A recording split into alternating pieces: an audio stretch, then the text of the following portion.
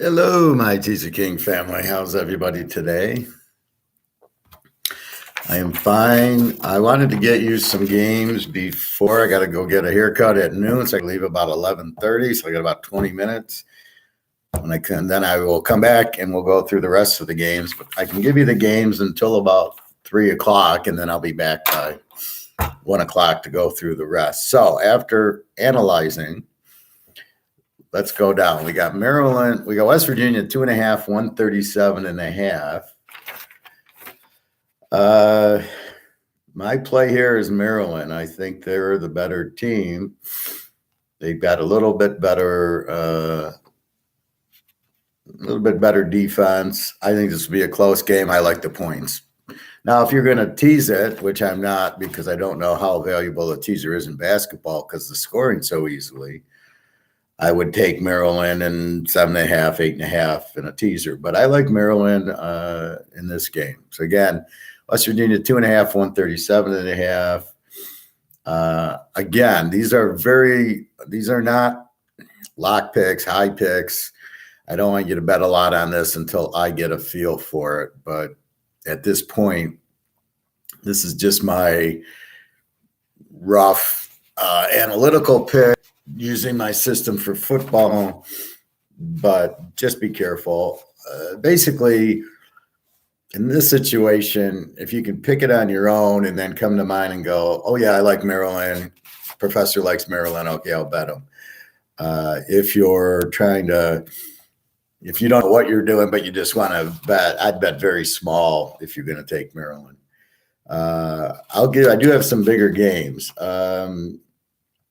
Virginia 5.5, 131 over Furman.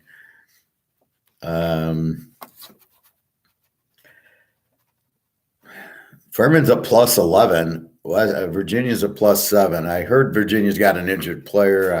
Who knows? I don't think they're that good, and they're definitely a defensive team. I like the under in this game, 131. This should be a low-scoring game. Both teams have very good defenses here. So I'm looking for that to be more of what's happening here. So play the game under 131.5. Again, Virginia is a very low-scoring team, and Furman has a good defense. So that's how I like that one. Missouri, Utah State. What do we got? And I'm not even paying attention to the seedings because I think it's like picking football. This is the number 1 team and the number 10 team, and it's all bullshit. We've got Utah State 1.5, 155 against Missouri. Utah State's a plus 9. They're a good team. Missouri is a plus 5. And as we saw in football, Utah State, they cover for us. Like Lou Lafayette, I mean, just because they're a lower team, they still have a good team. I like Utah State here. I think they're a better team than Missouri. A plus 9 versus a plus 5. They're better offense and defense. So I took Utah State minus 1.5 in this game. 155. I don't know. It seems like a high number, but I don't know the teams well enough to go there. Howard and Kansas. We got Kansas laying 22, 147.5. That it was 146. This game, I really like this game over. This is a very strong play over. So if you're just like, who do I play today? This would be probably my five star. This should be very high scoring. Kansas is only a plus 7. They're not that dominant. Not really a strong defense. Neither is Howard. So I look for a lot of points. And 146, as we talked about, the other one was a 155. This is a 146. Kansas is going to score all day, and Howard will see what they can bring to the table. But I think this is an over 146. Alabama playing Texas A&M, Coastal Carolina. not the real A&M, the fake A&M. That's like Texas El Paso. It's not really Texas. Alabama 23.5 and 154.5. Alabama's a plus 14. A&M is a plus 8. And Alabama's got it all. I don't like the spread at 23, and they might beat them by 30. But, there's a point when even if they're up 30, they lay it off. And because it's so easy to score, it's hard to lay to 23. Now, I don't know anything about A&M. So I like the game over also. I think Kansas and Alabama, these 1 seeds, just blow them out. It's a tournament. The other team keeps scoring. Is Alabama's defense that strong? I don't know. But I like this game over 154. I think both teams can score, and I don't think the defenses are that great. So, again, I'm looking. Why did I play the Princeton? Or I don't think I got there yet. Why did I play Furman, Virginia under? Because of the defense. So you're always looking at the defense. Well, here Alabama and A&M don't have a very good defense. Therefore, there should be lots of points. I think once Alabama gets rolling, I think they just score a lot. And 154 is 80 to 70 is 150. I think they cover that easy. So I'll look for that over, the Kansas over. This gets us to 245. I got a few other games. San Diego State is playing Charleston. San Diego State 5.5, 140, 1.5. I like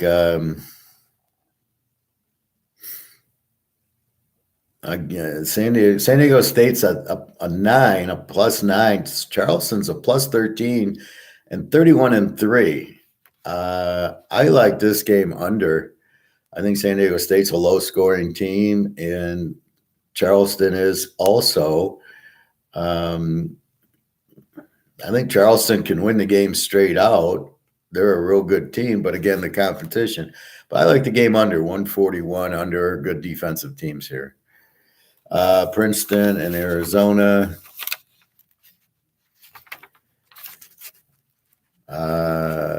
Arizona 14.5, 153.5. Arizona's only a plus 11. They're kind of a weak for a 2 seed, and Princeton's a plus 8. Good defensive teams here. 153, I think, is way too high. I like the under in this game. Arkansas, Illinois. I think this gets us to 430. So we'll start from here when I get back. Arkansas laying 1.5, 143.5. I like the under in this game too. Both teams, good defensive teams. Should be a low-scoring game. 143 is a pretty high under for these two teams. So I like the under in this game. This is one that's hard to pick a team, right? Arkansas laying 1.5 to Illinois. They're both pretty good, but they both have good defenses. So I think you go under 143.5. And that's what I got so far. I don't know why my screen.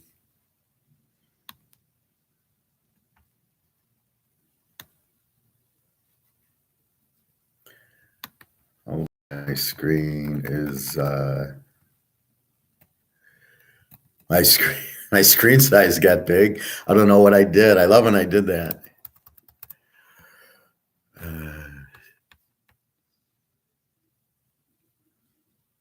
It's crazy.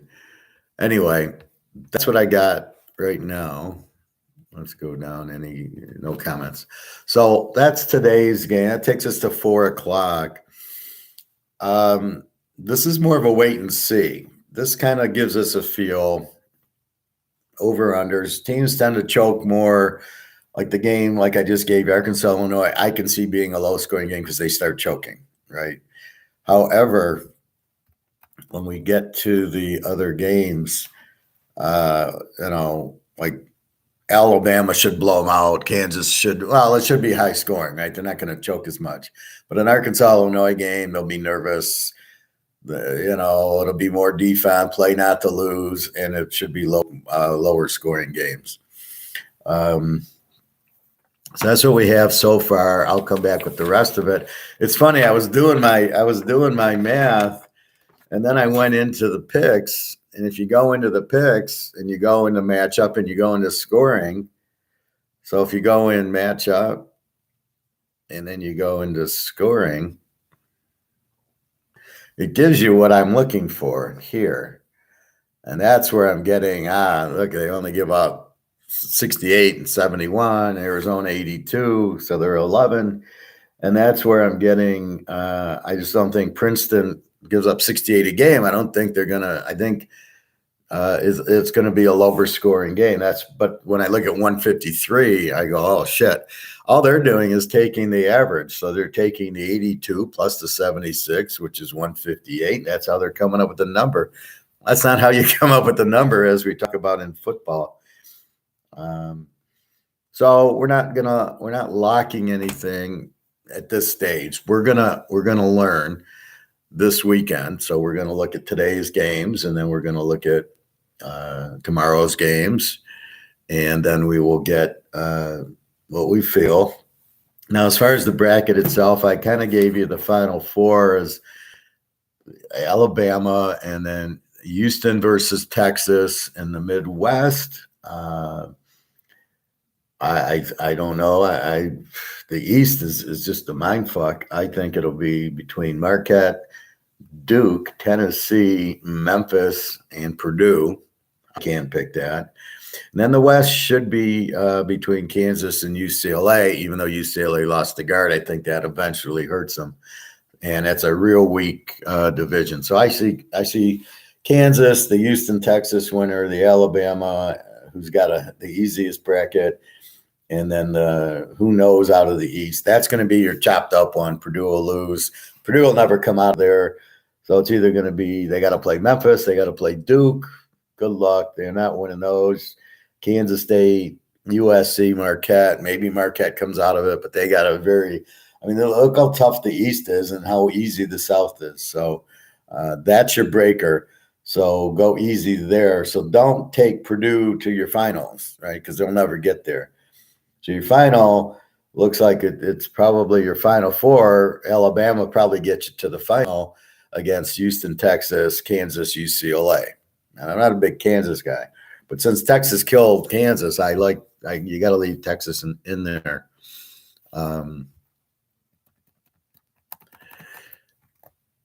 Anyway, so that's your basketball.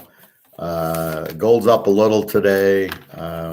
There's one thing I got to read again. I keep watching this idiot Rickards, and he's a Keynesian who's he just like says everything, but he doesn't know anything, and it's bothering me. And I don't want you to listen to him, and I don't want you to. I want to explain it. He understands inflation is an increase in the money supply. That's all he gets. He keeps quoting Keynes, so he's a Keynesian.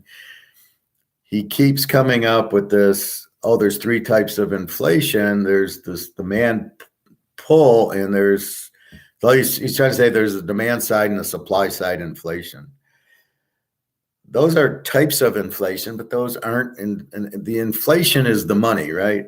So if we look at the demand, meaning I want to buy Oreos, the money supply increases faster than prices.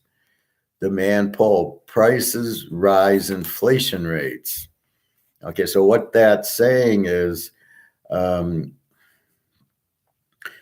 prices aren't going up, but they keep printing the money. And as I showed you yesterday, there's $20 trillion worth of inflation. So it's just how does it get out there?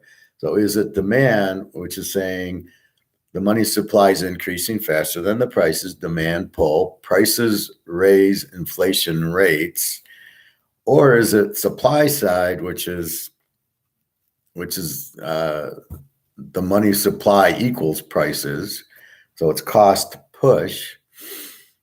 So is it demand or is it the supply? So the supply of money. So if the money supply equals prices, that's fine.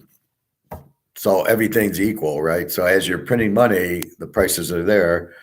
Or the worst stage is hyperinflation. The money supply increases, prices increase faster. Expectations drive up. But this guy never says that. He thinks it's either you demand the goods and that raises inflation, or the supply chain issues cause the prices to go up. No, that's not what it is. Money supply increases, but the prices, so it's the panic. That's all it is. So either it's the supply side is the money supply, not the there's not chips, so you can't make cars. And I hear people still trying to use that one. It's money supply, right? It's the cost pushing it. So if the money supply equals prices, or the money supply increases, but then people get afraid, and that's Germany, and the prices increase faster. That's hyperinflation. That's it. Now I don't know why he's so stuck on this, and why he thinks if there's a supply chain issue causing prices to go up, that's inflation. That's got nothing to do with it. It's money supply. The demand pull is prices raise the inflation rates because of the demand. So the money is increasing, but the prices aren't, because there is no demand, right? So tuna's up, but really it's not because everybody's buying tuna, or my Canadian club, right? This is going up, but it's not because people are buying it. It's the money's increasing, but not the demand for the goods. It's quite simple. It's money supply, not supply. And if prices go up, that is not inflation. If prices go down, that is not inflation. That is not deflation. Secondly, deflation is good, not bad. Deflation lowers the prices for us, so it's cheaper for us to buy steak and hamburger. That's fine. If the money supply is increasing, causing the inflation, we want lower prices because our money's less valuable. So keep that in mind. This guy's the freaking idiot. So on one hand, he says, well, they're printing too much money, it's losing value. And then he goes to this supply, demand pull, cost push, inflation. All that means is that how fast are they printing the money supply? The money supply. If it's really fast, but things haven't caught on, it's demand pull. If the prices haven't followed, but if the prices are going as faster than they printing it, you've got hyperinflation. That's cost push. What does that have to do with anything? You're printing money, the money's worth less. That's the focus. All this other shit, because of the chip shortage, is not inflation. It's prices. It's basically prices. It's got nothing to do with wages. It's got nothing to do with unemployment. That's Keynesian shit. So anybody that mentions Keynesian in his rhetoric is a Keynesian. And that's what this guy is. He's a joke. He makes a comment, something big is going to happen in March. And it's like, what the fuck are you talking about? So when prices go up, they go up because of economic supply demand, but it's not inflation. So it's really hard and frustrating to listen to this idiot. He keeps thinking that now he's saying inflation is going to go down really quickly. No, you can't. You printed $21 trillion.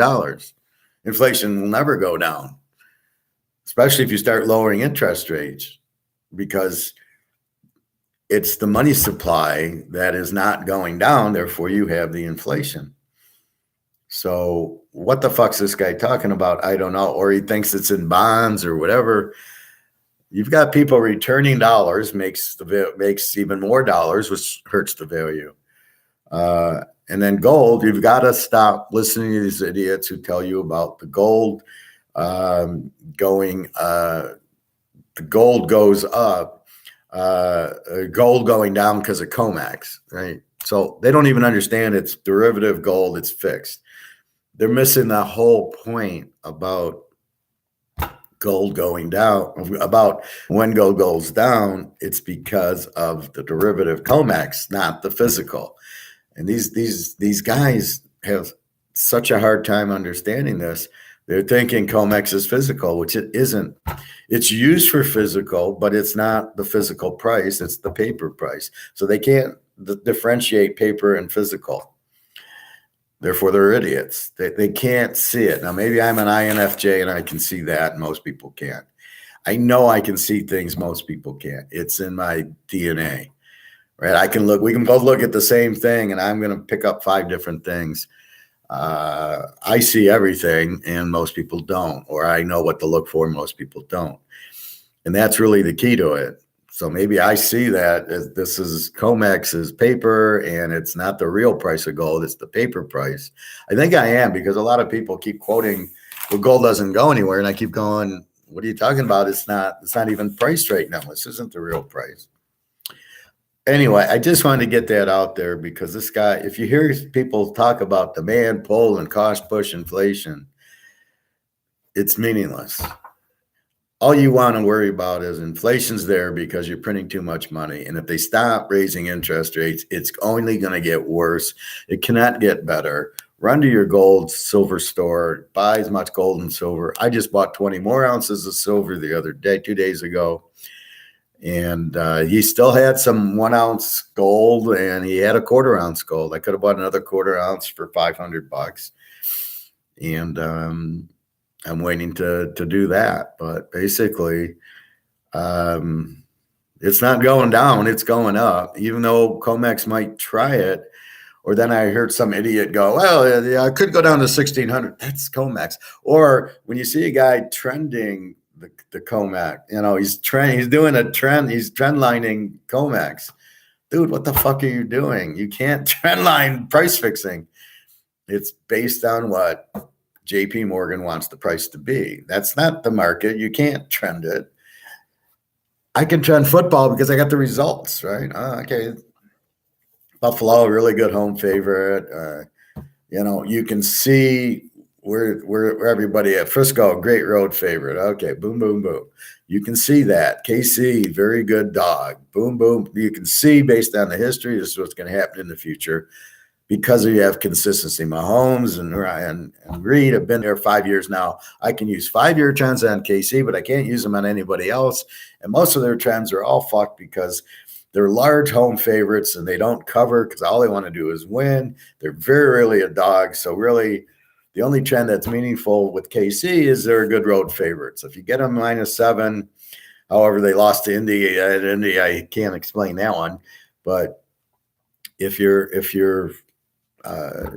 get KC -3, under 3 in a teaser on the road, you bet them, and you can see that. And that's how way Montana was. It was always better as a road favorite because he'd always win the game, but they'd only be laying 6 or 7, not 10 or 11 at home. So it always makes it when they're, you got the superstars, they jack the spread up because everybody's going to bet on them.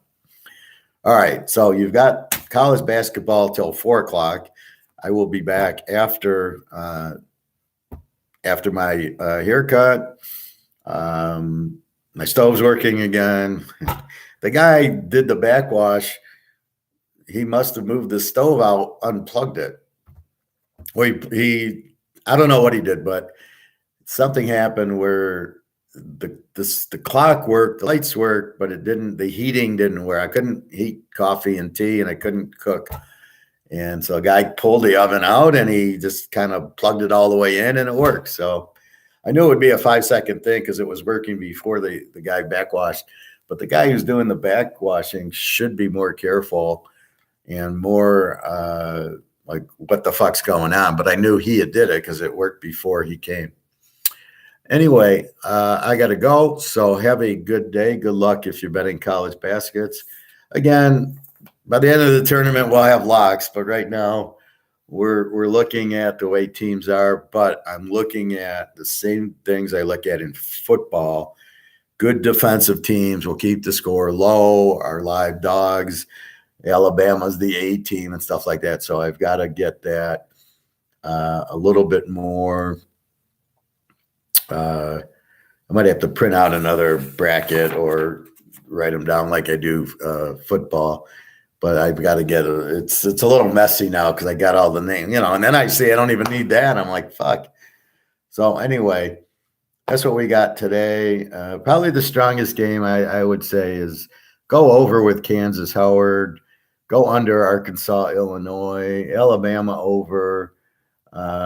Take Maryland, Charleston under, Virginia under, Utah State, and then the Arizona Princeton under. I like those games.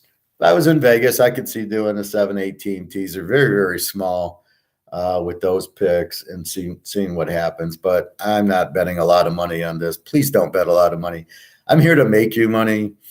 This is just kind of fun. I know some people are into the tournament. Some people want my ideas, and I get that. I'm a whole lot much stronger in football, but the concept should work in basketball. Well, we'll see. I've never tried it in basketball, but this is a new concept looking at the defenses. So I feel pretty good about it.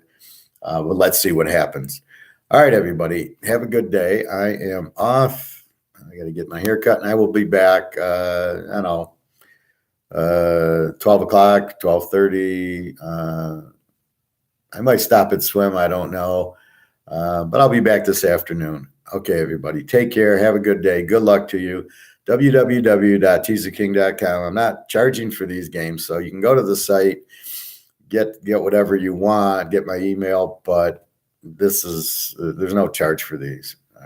All right. Take care. Don't bet a lot on them. Let's just build it up. Buy your gold and silver. You'll make a lot more money.